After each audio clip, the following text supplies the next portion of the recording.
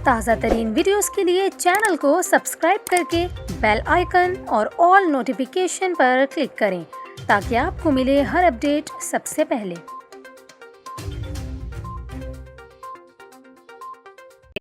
और यहाँ पर आपको खबर दें, कराची के जिना इंटरनेशनल एयरपोर्ट पर निजी कंपनी का तैयारा हादसे से बाल बाल बच गया। Aircraft sales and services limited का जहाज़ सक्खर से कराची आ रहा था। जहाज़ जैसे ही कराची एयरपोर्ट रनवे पर लैंडिंग के लिए आया तो लैंडिंग गियर नहीं खुला। इस मौके पर कप्तान ने जहाज़ का लैंडिंग गियर ना खुलने की इत्तला एयर ट्रैफिक कंट्रोल को दी। एयर ट्रैफिक कंट्रोल ने इमरजेंसी डिक्लेयर करके शोबा फायर को रनवे के साथ फायर टेंडर तैयार रखने की हिदायत दी।